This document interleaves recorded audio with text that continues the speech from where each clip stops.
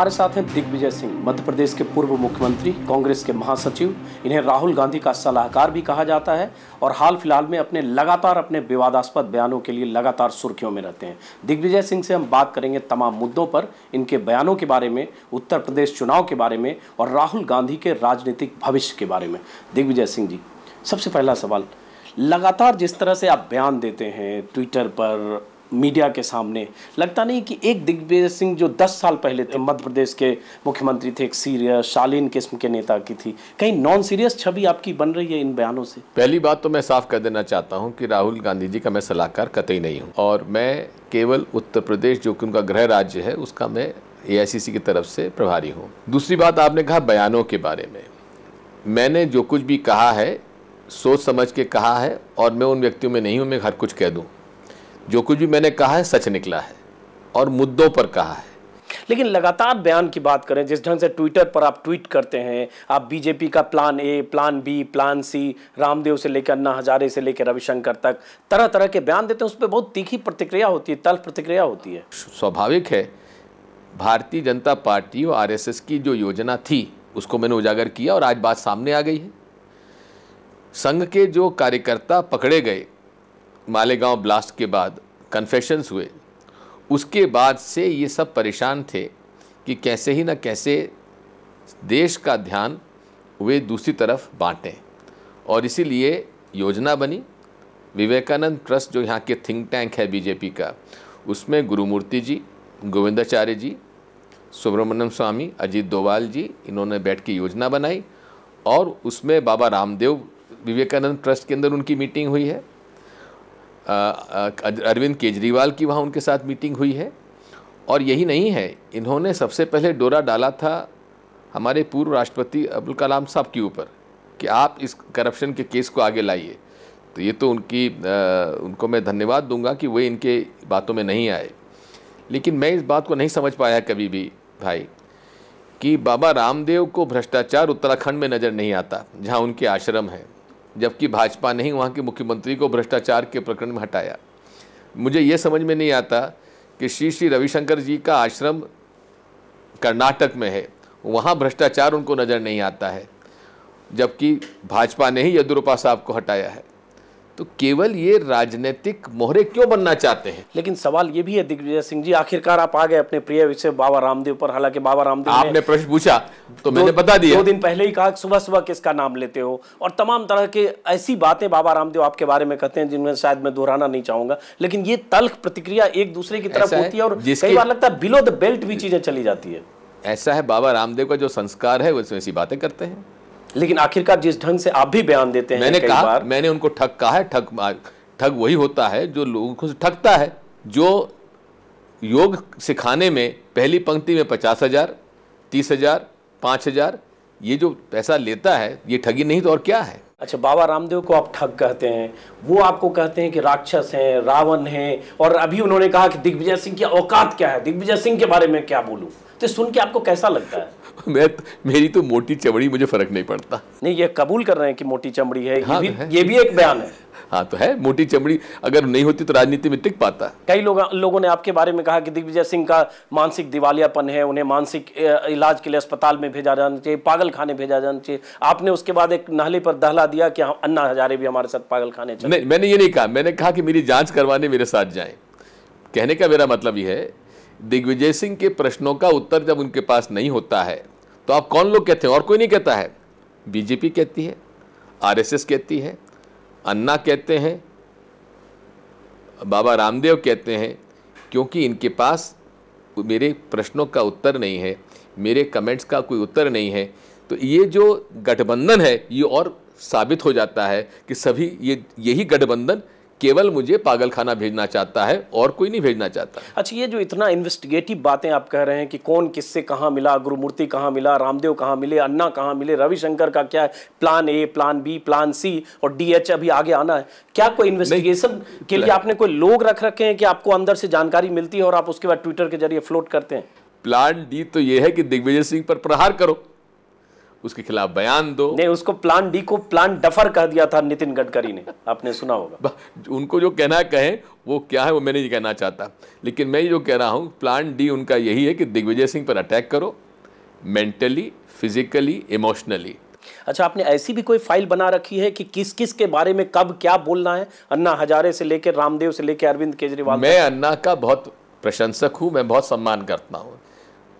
अन्ना के सीधेपन का इन सब लोगों ने फायदा उठाया है, उनको एक्सप्लॉइट किया है। मैं फिर रिपीट कर रहा हूं, अन्ना की टीम अन्ना को उनकी सिंप्लिसिटी को एक्सप्लॉइट कर रही है और ये सब बातें सामने आ रही हैं।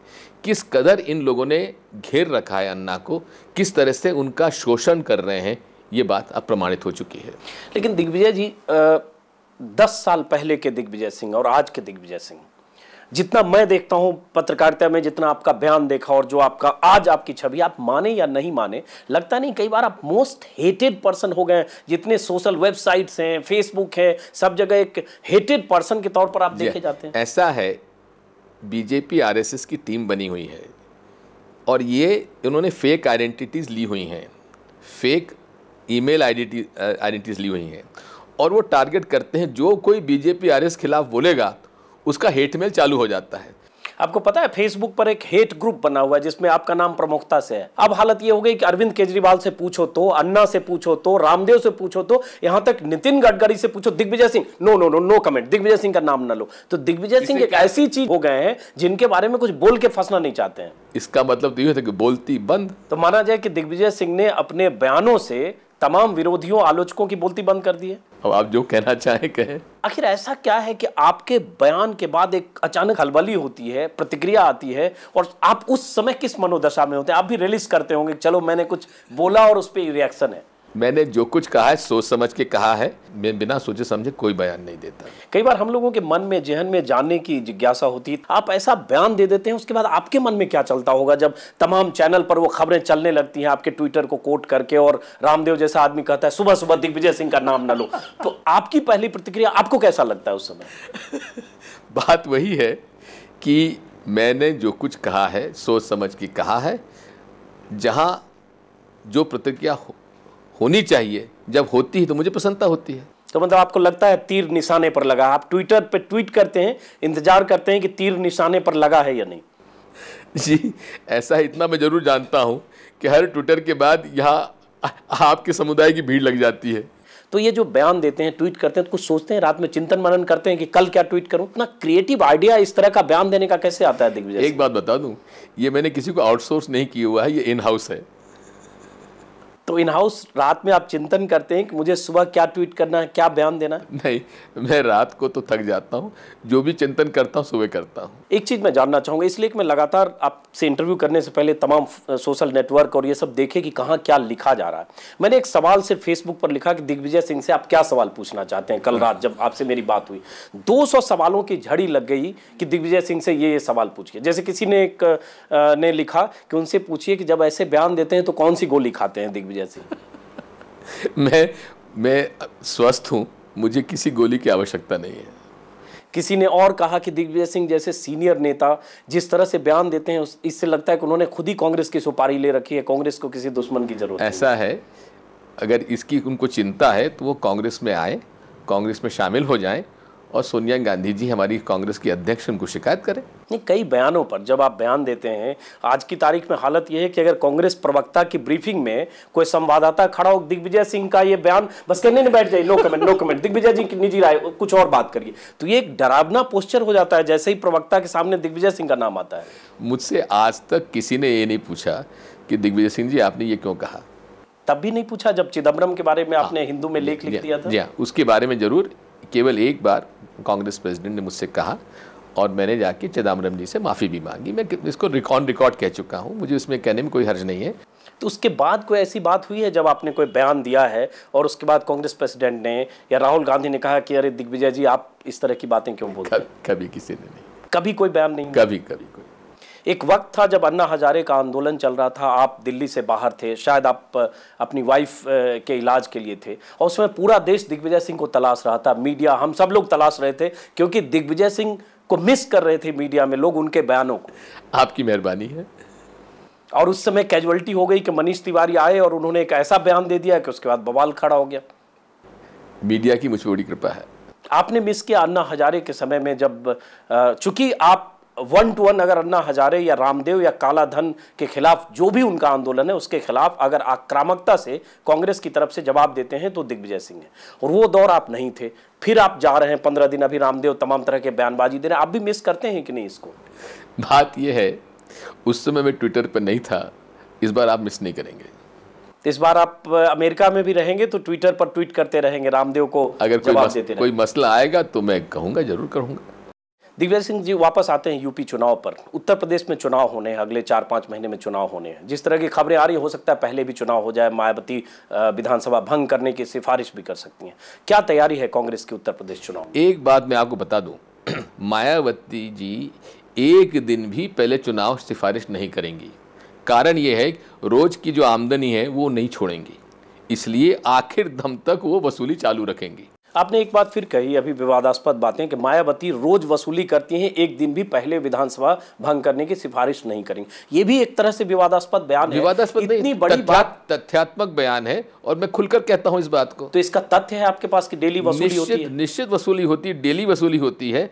आप पता लगा लीजिए, कई जगह तो नोट गिनने की मशीनें लगी हुई हैं। तो 365 दिन साल में होते हैं और 4.5 साल उनके होने जा रहे हैं, तो आपके हिसाब से कितनी वसूली हो चुकी है? अब इसका डिटेल रिसर्च में आपको बताऊंगा। उत्तर प्रदेश में चुनाव होना है, राहुल गांधी चुनाव में जी जान से लगे हुए हैं, दलित बस्तियों में जा रहे हैं, गाँव में जा रहे हैं, रातें गुजार रहे हैं, आप भी उनके साथ होते हैं कई बार।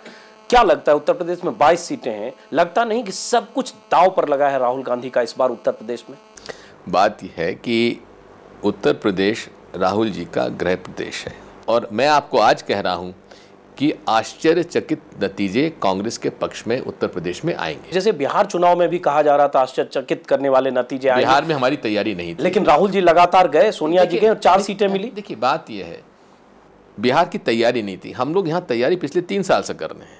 तो इसलिए बहुत बड़ा लिटमस टेस्ट होगा कि आप कह रहे हैं ऑन रिकॉर्ड 3 साल से तैयारी कर रहे हैं। ऑन रिकॉर्ड कह रहा हूँ, 3 साल से कांग्रेस पार्टी की तरफ से मैं तैयारी कर रहा हूँ, और आश्चर्यचकित नतीजे कांग्रेस के पक्ष में उत्तर प्रदेश से आपको लाके दिखाएंगे। तो इसका मतलब कम से कम 100 या उससे ज्यादा सीटें मिलेगी? ये फिगर्स अभी मैं आज नहीं कह सकता, हाँ चुनाव के नजदीक पहुंचेंगे तो मैं आपको फिगर भी कह दूंगा। अच्छा चलिए, आप ये कह सकते हैं कि उत्तर प्रदेश में, यूपी में विधानसभा चुनाव के बाद कांग्रेस की ये हैसियत होगी कि कांग्रेस के बगैर किसी की सरकार यूपी में नहीं बनेगी? हैसियत तो हम दिखाना चाहते हैं कि सरकार बना के। तो आप कह रहे हैं कि उत्तर प्रदेश में ये स्थिति भी कांग्रेस की हो सकती है कि कांग्रेस की सरकार बन जाए विधानसभा चुनाव के बाद? निश्चित तौर पे हमारी कोशिश यही है। बहुत बड़ी बात होगी, 22 सीटों वाली पार्टी, असेंबली में 403 सीटें हैं, सरकार बनाने के लिए बहुत नंबर चाहिए, 200 से ज्यादा सीटें कांग्रेस को अगर आप चाहिए। देखेंगे पार्लियामेंट में 77 के चुनाव में हम लोग पूरे साफ हो गए थे, लेकिन उसके बाद एकदम से 2.5 साल के अंदर पासा पलट गया। तो जनता परिवर्तन जब करती है तो एक तरफा करती है। अच्छा, चूंकि आपने बहुत बड़ी बात कही है कि हम ला कर दिखाएंगे, हम सरकार बनाएंगे, आपने कहा, आपके बयान को रिपीट कर रहा हूं, आपने कहा कि आप 3 साल से काम कर रहे हैं, और मैं पीछे नहीं हटूंगा जी, और आपने फर्स्ट पर्सन में भी कहा है कि मैं काम कर रहा हूं। अब सवाल उठता है, दिग्विजय सिंह ने जब मध्य प्रदेश चुनाव के पहले कहा था कि अगर सत्ता में नहीं आए तो 10 साल तक हम सत्ता की राजनीति से संन्यास लेंगे, और अब वही बात आप कह रहे हैं यूपी में, अगर यूपी में सरकार नहीं बनी या सरकार बनाने की नौबत भी नहीं आई कांग्रेस के लिए, तो दिग्विजय सिंह क्या करेंगे? पहली बात तो यह है कि दिग्विजय सिंह पूरा प्रयास कर रहे हैं और उत्तर प्रदेश में अच्छे नतीजे आए उसके लिए मैं वचनबद्ध हूँ और मेरा कमिटमेंट है। और अगर कांग्रेस के पक्ष में अच्छे नतीजे नहीं आए तो उसकी रिस्पांसिबिलिटी दिग्विजय सिंह की कितनी और राहुल गांधी की कितनी? 100% दिग्विजय सिंह की रहेगी और दिग्विजय सिंह का गला कटेगा। और अगर आ गई, नतीजे आ गए यूपी में बहुत अच्छे, तो 100% श्रेय आप राहुल गांधी को देंगे? निश्चित जो कांग्रेस में होता है। निश्चित तौर पे सोनिया जी और राहुल जी की वजह से ही आज हमको 22 सीटें मिली हैं पार्लियामेंट में। तो आप कह रहे हैं कि अगर वहां नतीजे नहीं आए तो दिग्विजय सिंह की गर्दन कटेगी उत्तर प्रदेश में, अगर अपेक्षित नतीजे नहीं आए जो सरकार बनाने की हद तक हो? नहीं कटेगी, मुझे भरोसा है। लेकिन एक बहुत बड़ा दांव है राहुल गांधी के लिए यूपी चुनाव, क्योंकि राहुल गांधी को प्रधानमंत्री के उम्मीदवार के तौर पर देखा जा रहा है। आपने खुद कहा कि आपकी इच्छा है, आखिरी इच्छा की तरह, कि राहुल गांधी को आप प्रधानमंत्री के तौर पर देखना चाहते हैं। और अगले 4-6 महीने में चुनाव में अगर अपेक्षित नतीजे नहीं आए तो राहुल गांधी का जो ऑरा प्रभामंडल बना हुआ है, कहीं उसमें काफी नुकसान पहुंचेगा। देखिए, ये बड़ा हाइपोथेटिकल क्वेश्चन है। समय आने पर आप सब इस बात को देखेंगे कि कद बढ़ेगा। अच्छा, इस कद बढ़ने में राहुल गांधी के कद बढ़ने की बात कर रहे हैं या राहुल गांधी जी का कद बढ़ेगा उत्तर प्रदेश के चुनाव के बाद? एक सवाल और इसी से जुड़ा हुआ है। अभी बात चल रही है कि अजीत सिंह की पार्टी से कहीं गठबंधन की बात, 45-48 सीटों की भी बात आ रही है। क्या अंडरस्टैंडिंग हो गई आरएलडी से? लगभग मुझे पूरी उम्मीद है कि हो जाना चाहिए। बदले में क्या देंगे अजीत सिंह को आप? ये सारी चीज़ें अभी बताने की नहीं है। लेकिन कहा जा रहा है कि अजीत सिंह से एक डील हुई है, अंडरस्टैंडिंग, कि वो केंद्र में मंत्री बनेंगे और उनसे वहां अलायंस होगा। अलायंस जब होती है तो दोनों के बीच में समझौता होता है। उसको आप डील कहिए, समझौता कहिए, जो आपको कहना है कहिए। गिव एंड टेक भी कह सकते हैं। होता ही है, लेकिन मैंने नहीं कहा है, आप कह रहे हैं डील। हमारा समझौता है, डील नहीं है। अच्छा, एक सवाल फिर आता है। आपने कहा, आप ही का बयान है कि राहुल गांधी को आप चाहते हैं प्रधानमंत्री के तौर पर देखना, आपकी आखिरी इच्छा है। कब लगता है दिग्विजय सिंह की ये आखिरी इच्छा कब पूरी होने वाली है? हम तो कहते हैं कि ईश्वर अब मेरे जीवन काल में मैं उन्हें प्रधानमंत्री के रूप में देख लूं। तो आपकी उम्र तो अभी 25-30 साल आप ऐसे रहेंगे, तब तो राहुल गांधी 20-25 साल वेट करेंगे। भाईजान, इस जीवन का क्या किसको भरोसा है? आज है, कल नहीं है। 2014 के चुनाव के पहले राहुल गांधी की ताजपोशी हो सकती है? मैं कुछ नहीं कह पाऊंगा इस मामले में। 2014 के चुनाव के बाद मैं इसमें कुछ नहीं कह पाऊंगा। तो आपकी दिली इच्छा है, आप चाहते हैं राहुल गांधी, इच्छा तो है, राहुल गांधी प्रधानमंत्री बने। दिली इच्छा है और दिली इच्छा कायम रहेगी जब तक बन नहीं जाते हैं। तो आप जैसे कितने लोग हैं, सारे सीनियर लीडर हैं, सब यही चाहते हैं, यही बोलते हैं कई बार ऑन द रिकॉर्ड कि वो चाहते हैं राहुल गांधी प्रधानमंत्री बने। फिर अड़चन कहाँ है? क्या राहुल गांधी सिर्फ हैं जो नहीं चाहते हैं? बात यह है कि अभी तो प्रधानमंत्री जी डॉक्टर मनमोहन सिंह जी काम अच्छा कर रहे हैं, तो उनको हटाने का प्रश्न उपस्थित नहीं होता।